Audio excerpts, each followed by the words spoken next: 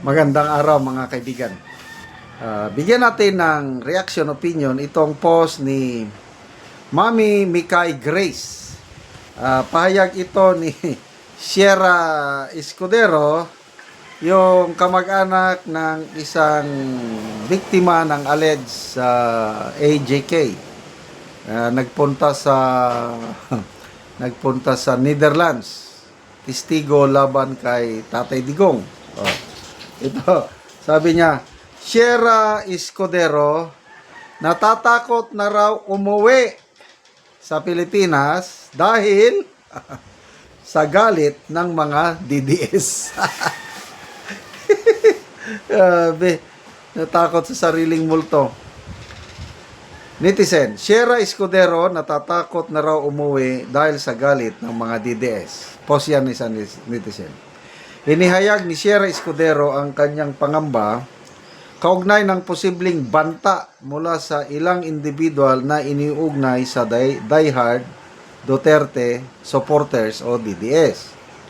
Sa isang pahayag, sinabi ni Escudero na may takot siyang baka makasalubong ang ilang miyembro ng naturang grupo at mauwi ito sa hindi kanais-nais na sitwasyon.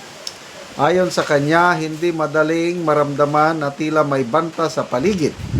Kaya naisip din niya ang kanyang personal na kaligtasan sa pang-araw-araw.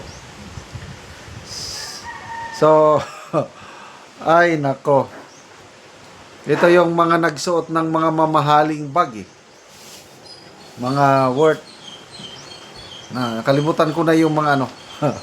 Basta, mga mayayaman lang ang makasuot noon. Siya, tatlo silang mga babae nakasuot ng ganong mamahaling bag. Sabi, hiniram lang daw. Tapos yung mga pamasahe nila, gastusin nila doon, pinag-ipunan daw. So kung ano-anong pinagsasabi nitong Sierra Escudero na ito, ngayon, I don't know kung nakabalik na ba sila. Wala akong monitor. Baka nasarapan na sila ng buhay doon sa Netherlands. Biruin mo naman. Free lahat. Wow. Kahit ako siguro, ayoko nang uwi. So, tignan natin kung anong hahantungan nitong Sierra Escudero. Naging sikat na rin siya . Tignan natin ang reaksyon ng taong bayan. Ang nag-comment. 119,000 ang nag-react. Ang dami, no? 115 ang tumatawa. 403 ang galit. 2,100 lang ang nag-like sa kanyang pahayag. And then, comments. Melanie Misola, drama queen yan. Fatima Estabillo, natatakot. Ikaw tong banta ng banta, ipakulong lahat. Tapos ngayon, drama nga. I don't know how true yung mga post na nababasa ko. Kakasuhan daw niya lahat ng mga DDS na nangbabas sa kanya. Kahit daw mga DDS na naglagay ng laugh emoji sa kanyang mga post, kakasuhan daw niya. Tapos siya na ngayon na natatakot umuwi. Ano ba yan? Fena Suminsil, ay wow, nagustuhan niyang Netherlands. Para-paraan lang. Ako nga, gusto kong makapunta ng Netherlands. Sa totoo lang. Siguro, yung gastos, pwede naming mapag-ipunan ng wife ko. Gusto ko, kahit minsan lang, ipakita ang suporta kay Tatay Digong. Problema lang, yung pagkuha ng visa. Baka mahirap. May kamag-anak na kami auntie ko, dito sa Mindanao, auntie at saka pinsan. Nung bago pa nakulong si Tatay Digong, nabigla kami. Nandun na sila. Wow naman, So, sana one day, pag hindi pa makauwi si Tatay Digong, yan ang dream ko, makapunta sa Netherlands. Not necessarily na mamasyal. Kasi halos pare-parehas naman yan. Ang napunta naming mag-asawa, US and Canada. So, sa nakikita ko, halos pare-parehas na rin yung mga lugar. Mas gusto kong mapasyalan ang mga nature. Example, sa atin sa Pilipinas, Yan, mga beaches, mga bundok, mga falls. Mas okay ako noon kaysa yung mga developed places na ganyan.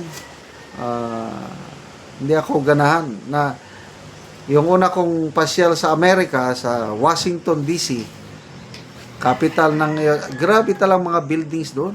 Talagang mga magaganda, lumang building, mga museum. Pinakamaraming museum siguro nasa Washington DC.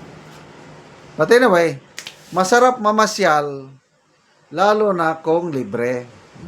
Sa ito sina Sierra Escudero, yung sabi nila na nag-ipon na, sinong lukuhin nila? Ang mahal kaya ng pamasahe papunta dyan, tapos tirahan mo pa, pag-ipunan mo lang? Ay, nako. But anyway, mga kaibigan, ipagdasal po natin palagi. Ako, everyday, pinagdarasal ko ang ating tatay, Digong, na sana malampasan niya ang pagsubok na ito. Romans 8:28, all things work together for good to those who love God, to those who are called according to His purpose. Hindi naman santo si Tatay Digong. May mga pagkakamali rin. Kaya lang yung kanyang termino, lalo na yung kanyang war on Polvoron, ang dami kayang natulungan. Ang mga naligtas na mga posibleng biktima ng mga adiktos. Well, may namatay. Totoo yan. Kaya lang, hindi naman kasing dami yung sinasabi nilang 30,000. Wala. Hanggang numero lang sila. So, pagdasal po natin ang ating Tatay Digong na una, yung kalungkutan niya doon. Kasi halos hindi ko ma-imagine yung instead na nagpapahinga na siya ngayon, retired na siya. Nandun, nag-iisa.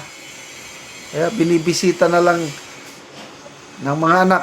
Ito rin ang magandang nangyari. Dahil sa pagkakulong niya, lalo silang naging close. Lalo na kay BP Sara. Naayos na yung relasyon nila na nung una malamig. Hindi sila masyadong nag-uusap. Ngayon, very close na sila. So, yun yung mga positive side.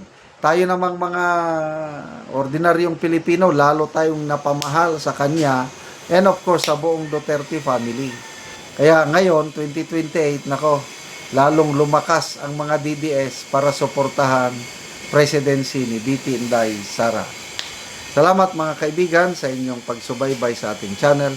Nakakatulong kayo ng malaki sa Tribong Talandig ng Bukidnon dahil ang sweldo natin sa channel na ito is pantulong sa tribo.